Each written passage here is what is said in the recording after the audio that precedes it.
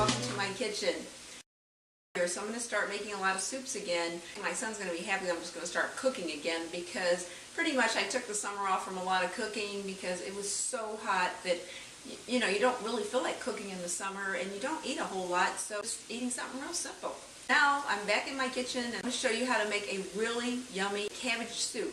And it's kind of on the line of like a stuffed cabbage, but you're not going to really be stuffing cabbage. This soup is really good. It's real simple to make. About a pound of ground sirloin that I didn't use yesterday from something I was making. So I had that in the fridge. I was also canning a lot of plum tomatoes this week, and I figured it'd be really good just to use some of my nice home fresh grown plum tomatoes in a recipe. I'll show you the ingredients we'll be using for this soup. Show you what I'm doing over here. Alright, in my pot I'm browning 1 pound of ground sirloin. There. On my back burner here have 2 onions that I'm sauteing up. Wow, these smell really good. Okay, you want to saute up your onions for probably like maybe 3-4 minutes, not long. Keep an eye on your ground meat, just get that browned up. We use some of our stewed tomatoes, which I have here. This is a quart of stewed tomatoes. A nice jar of sauerkraut that I canned. And we're going to go ahead and use that up. Also, we're going to need 3 cups of water. For our spices, we're going to need a teaspoon of parsley, a teaspoon of oregano, a tablespoon of sugar. I have a tablespoon of minced garlic here. You're welcome to use fresh garlic. I just use this because it's faster and easier. Also, sea salt you're going to need, and some black pepper to your liking and how much you want to add. So we'll finish browning our burger up and our onions, and then I'll see you back here. Okay, there's our meat. It is finished up. We'll just take our paper towel. That's how I do it. Kind of squish it in there. And just see if we can get a little bit of grease off of there. Okay. And kind of have it, not much at all on there. I'm going to throw that out. Alright, so now what we're going to do first is pop in our water, 3 cups of water. And 3 cups. And our stewed tomatoes right here. We're going to add those in.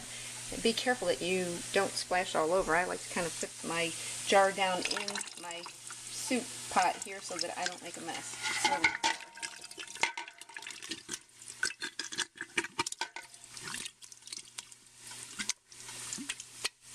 next, our sauerkraut.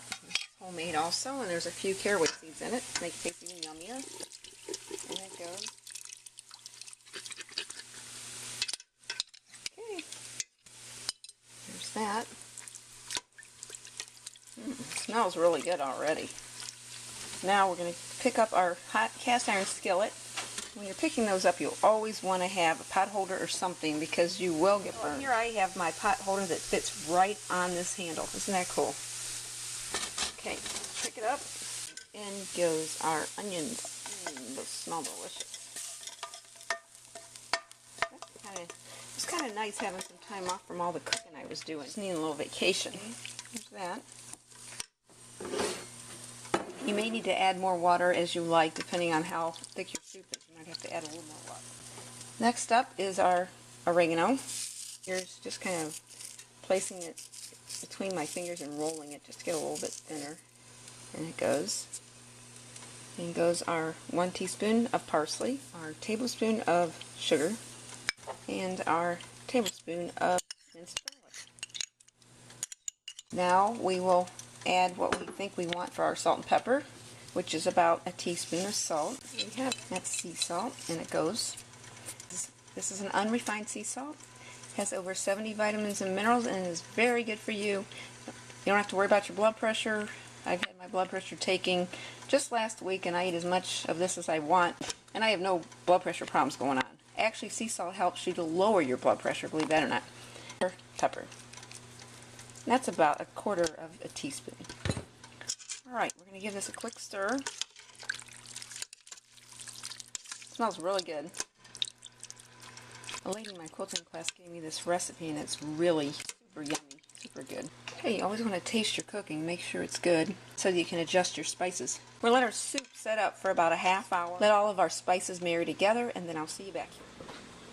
Okay, we're back. Our soup has been simmering for about 40 minutes.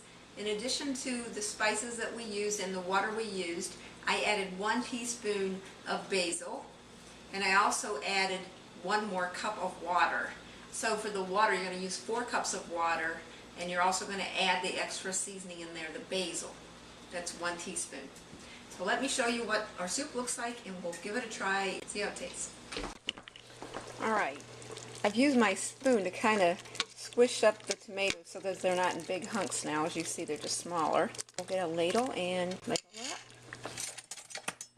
Okay, and I just have a little cup here that we're going to add soup in.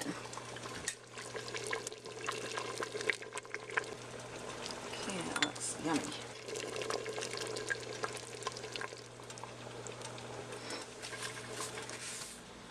Have it all done, and now I'm going to just try it out. It smells really good. You can even add some crackers with this if you'd like. Ooh, and it's really hot too. Tasty.